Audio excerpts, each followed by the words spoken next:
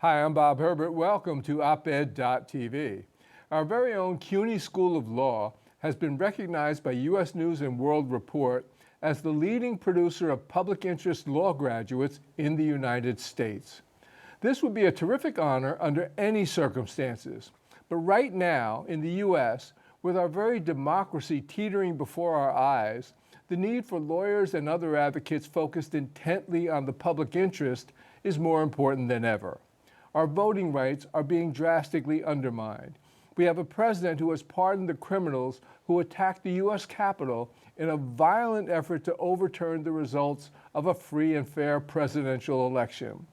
We have an administration that is sending people en masse to a foreign gulag without benefit of the merest whisper of due process. We have a president who is dismantling crucially important federal agencies, who is launching crippling attacks against world-class colleges and universities, who is doing all he can to demolish all diversity, equity, and inclusion initiatives. And he has created a climate of fear that has sent a devastating chill through America's traditional guarantees of free speech and expression. Incredibly, the president has said on television before the entire world that he does not know if he has an obligation as president to uphold the Constitution of the United States. So yes, I would say that it is rather important at this moment in our history to have as many lawyers, and frankly other people as well, who are trained and willing to help guide us through this nightmare. Here today to discuss some of these matters is David Baluarte, a lawyer with extensive expertise in international human rights and immigration law. He is also a law professor at CUNY and the law school's senior associate dean for academic affairs. Professor, welcome. Thank you for coming in. Thank you so much I for having me. appreciate it.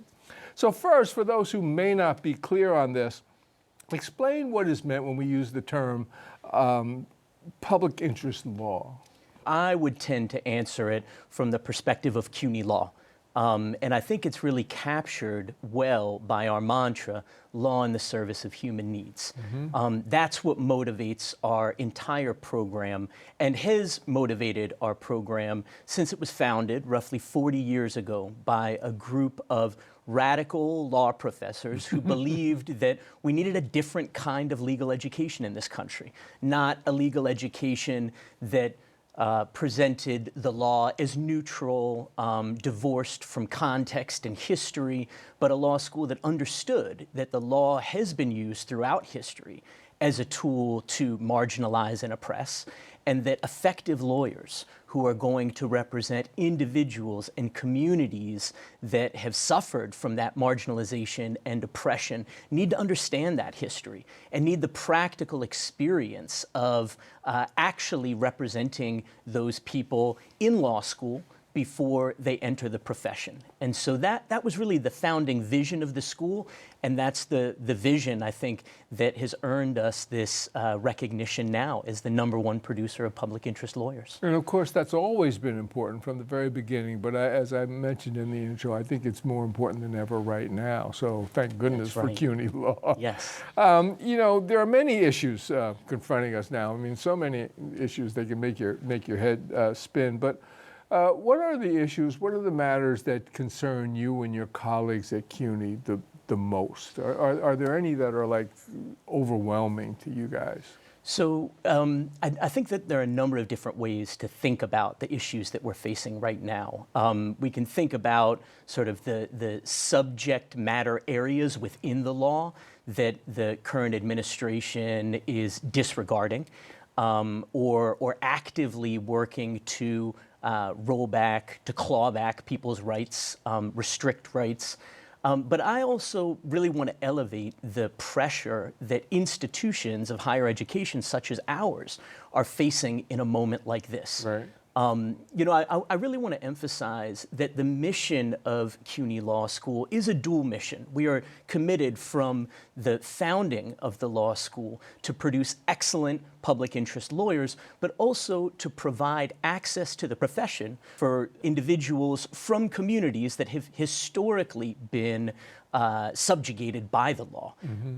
And this dual mission right, of producing public interest lawyers and providing access to the profession, those goals are really inextricably linked. We believe that in order to produce effective public interest lawyers, we need to give access to the profession to people from the communities that have experienced the violence of the law, and that the work that we do as public interest lawyers needs to be animated by that personal experience. It's no coincidence that we have the most racially and ethnically diverse law faculty in the country, that we have the most racially and ethnically diverse student body of any law school in the country. That's really sort of core to our belief. And so that the current administration is taking aim at lawyers that act against the desires of the administration. And we see this, of course, most publicly with large private law firms that are now being forced to comply with the will of the administration, lest they lose access to federal buildings and government contracts.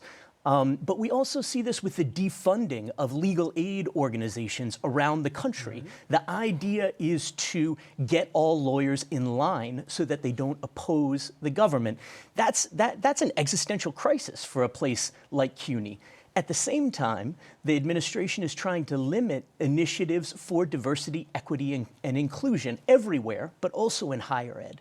Well, as I mentioned, those two concepts, producing social justice lawyers and creating a more diverse and equitable profession, are absolutely fundamental to the CUNY School of Law. So those are the kinds of attacks that I think we're all most concerned about right now. I think a lot of people, even when they were aware of CUNY Law and the work you guys are doing there, are not aware of the second aspect of your mission when you talk about access to the profession for the students that you're training.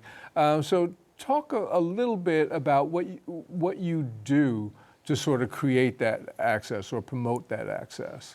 So there are a couple of things that I'll highlight, although really it's embedded in almost every aspect of the law school. But we have a robust pipeline program where we admit aspiring law students who, because of their educational background, may not be yet prepared for law school. And we actually work with those students through this pipeline program to get them to the place where we believe that they can handle the law school's program. So that's like at the front end, we're creating a nationally regarded pipeline program. So you can bring in more people Absolutely. who will be qualified when they leave school, by the time they leave school. Absolutely. We have an admissions process where not only our admissions office, but our faculty and staff more broadly are really engaged in that process to identify students that we can be confident are going to bring the experiences that we feel like we really want at CUNY Law School in the classroom to inform classroom discussions. And so at the admissions point, we're also thinking about who's coming in and being very specific about that. And then once students arrive at the school, recognizing that we're talking about a lot of students who they're the first in their family to go to college, much less a graduate degree. Certainly, a large proportion of our students, they're the first in their family to pursue a law degree. Many of them didn't even know lawyers growing up. And so we have faculty that's trained to work closely and mentor these students. We also have an award-winning academic skills program. We have tenured professors of law whose job is to assist students in their classes, right? They're not necessarily teaching separate classes, but they're providing academic support to these students throughout their first year of law school into their second year of law school, what is commonly considered the most challenging time for anyone in law school, and we're providing robust additional academic support to help ensure their success and that they can complete the program, learn the important lessons of lawyering that we want to teach them, pass the bar, and enter the profession with this specific CUNY law brand that we think is so important. So you brought up the issue of DEI, diversity, equity, and inclusion. And of course, that is like the big bugaboo with this administration. I mean, it's an all-out attack. Can you talk a little bit about DEI generally, why it's important, and what some of the misconceptions people have about what DEI is? Yeah, absolutely. I think that the example that I give of CUNY Law School is more broadly true. That in an environment, in any educational environment, certainly an environment of higher education, we're trying to broaden people's access to different perspectives, develop critical thinkers that are able to turn problems over, look at them from various perspectives, think about creative and innovative solutions to the challenges that we face in our society.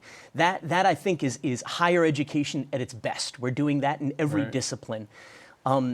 The reality, though, is that because of the history of this country that I've also alluded to, where some groups, some races, ethnicities, gender also an issue, people have been historically kept out of educational opportunities. And we know, right, it's almost common sense, but certainly there are studies to support that like these things are generational, right? With every generation that has, I'm the first in my family to go to law school, if either of my daughters want to go to law school, they have the best mentor that they could possibly imagine. My father, who was a very bright man, could never have had any of the jobs that I had in my career, going back to the Star-Ledger in New Jersey, the Daily News, the New York Times, NBC, could not have held any of those jobs. So it's exactly what you're talking about. Absolutely. And so the idea is that, whereas certain cases are exceptional, right? Someone, notwithstanding the circumstances that they come from,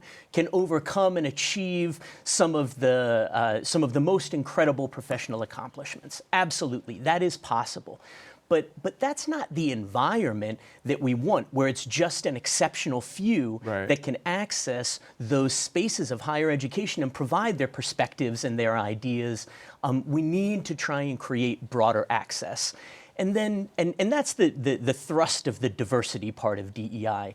What we have seen over decades, right, of various diversity initiatives to trying to give broader access to educational spaces, to enrich those educational spaces, is that many people, when they come and they feel like an outsider, then that can really taint their experience in higher education. So we focus on equity and inclusion as well, creating equitable experiences in higher education, in focusing on people feeling included in higher education.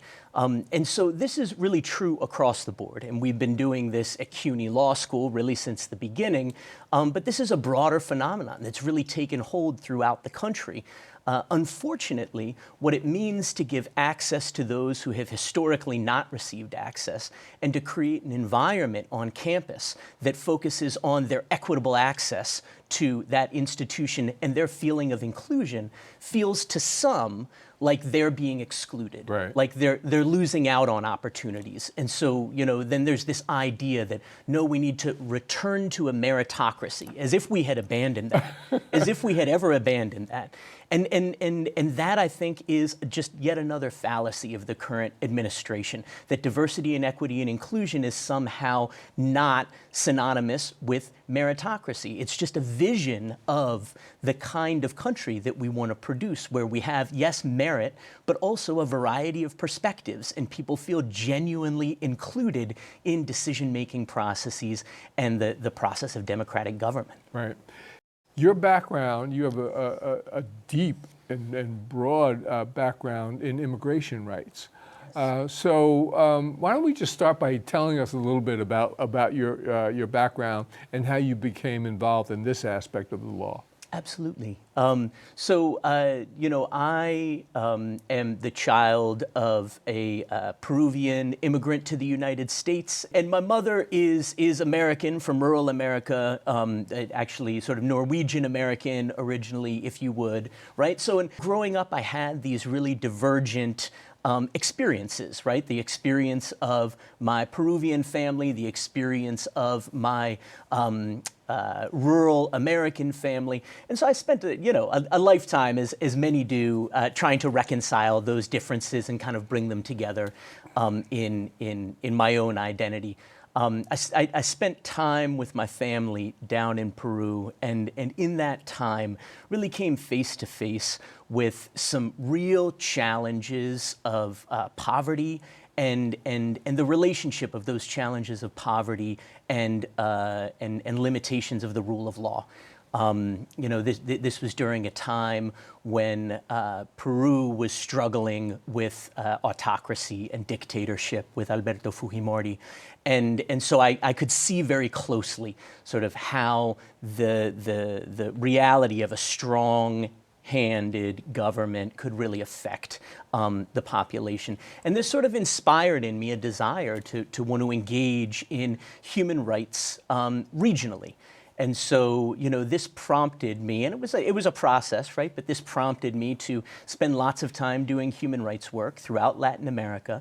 I ultimately went to law school, specifically to become a human rights lawyer in Latin America. And I did that for the first years of my career, working in a variety of countries. In particular, I did a lot of work down in the Dominican Republic, working with the Haitian migrants and Dominicans of Haitian descent in the Dominican Republic. And all of this work over the years sort of led to this recognition that I had a lot of really important work to do back home in the United States, in communities that were largely populated by folks who were fleeing some of the challenges and atrocities that I was combating in Latin America, right? These are sort of the push factors that we're so familiar with.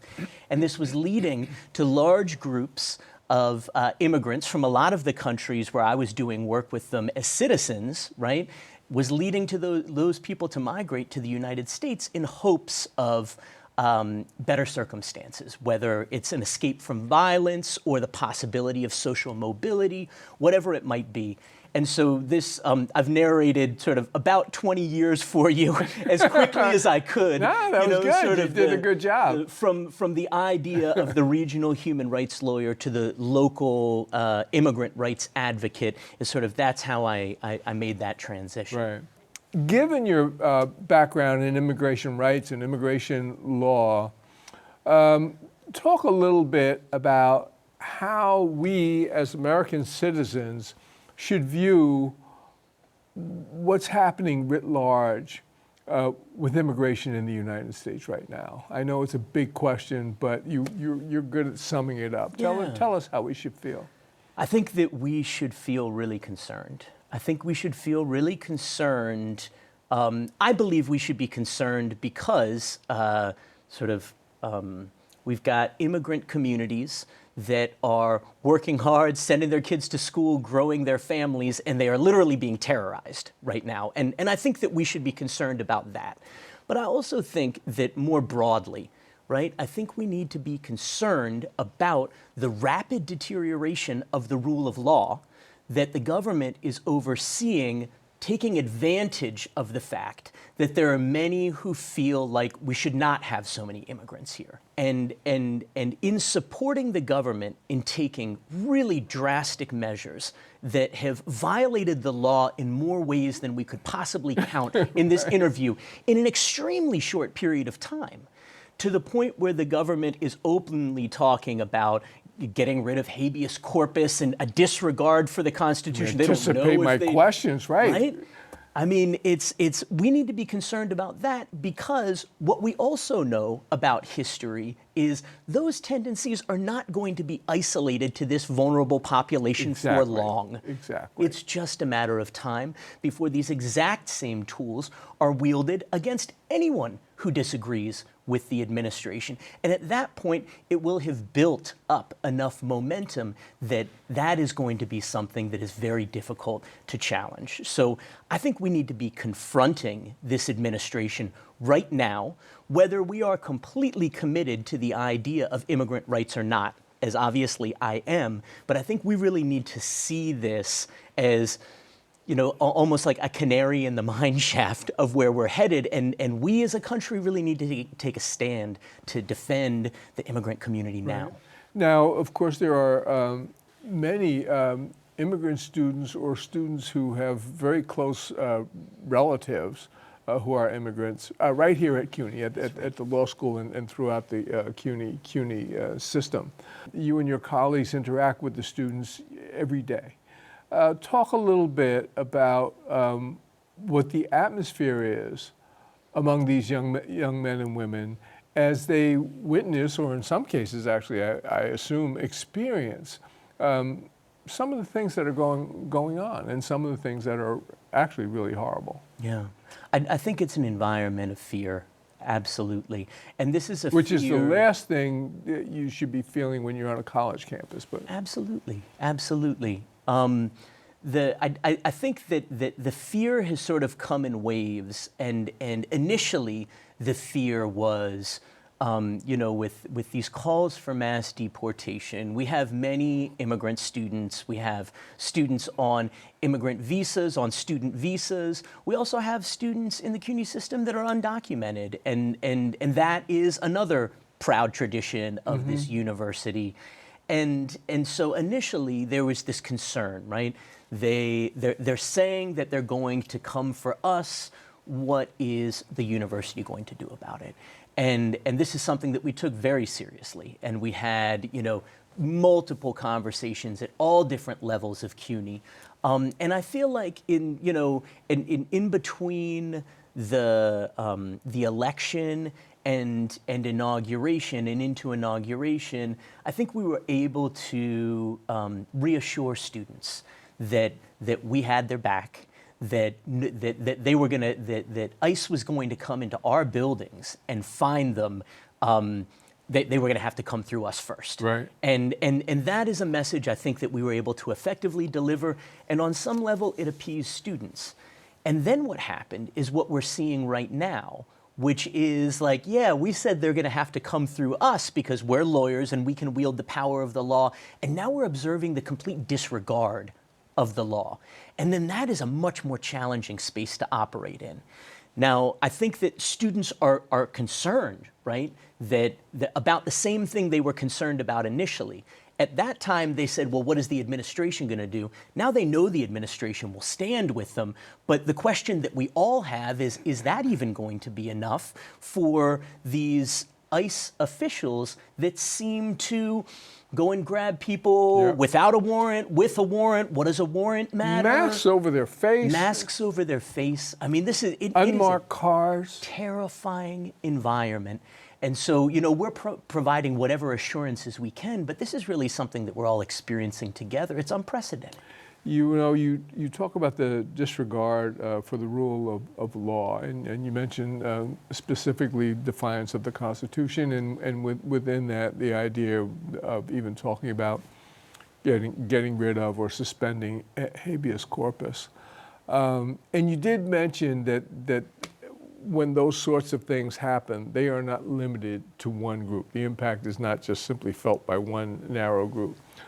Talk about the overall implications for Americans when we start eroding the rule of law, when we disregard the Constitution, when we even talk about getting rid of habeas corpus.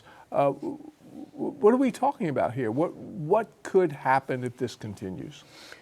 It's such an important question because I feel like one of the great benefits we have as the American people is the idea of due process is so almost grafted onto our DNA as a citizenry. I think that we all have this idea that no authority is going to be able to just grab me and pull me away, that there will always be some kind of process. I'll always have an opportunity to get someone who understands how the system works to defend me, a lawyer. I'm always going to have some opportunity to come into court and to explain and show evidence about why either it wasn't me, or what I did was just fine, or any number of defenses that I could possibly have. I'll have the opportunity to put those defenses on. And I think that where we're moving really quickly, and again, with this early example of the immigrant population, but I think that this is absolutely the psyche of the administration, is we believe that this group of people pose a danger to this country, Because they pose a danger to this country, we're going to characterize them as a national security threat, Yep. and then all bets are off. We don't need to give them a lawyer. We don't need to give them any process. It doesn't matter that they think they didn't do it or that they have evidence. We don't want to hear any of that. We need efficiency, and we just need to get them out. We need to lock them up. We need to set them aside. We need to take away their property, whatever it is. We can send them anywhere in the world. That's right. Not even back to their home country. That's right. That's right. It's terrifying. I mean, the discussions right now of sending people to Libya, it is absolutely terrifying.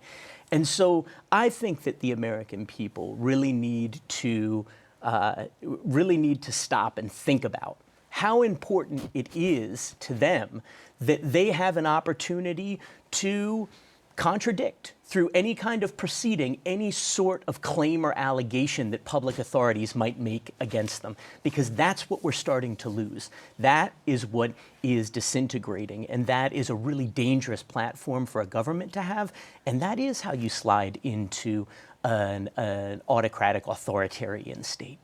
This half hour went much too fast. Is it over already? It is. We've run out of time, but there's so much to cover. I hope we can have you back again. I hope you'll agree to come visit with us. I appreciate it.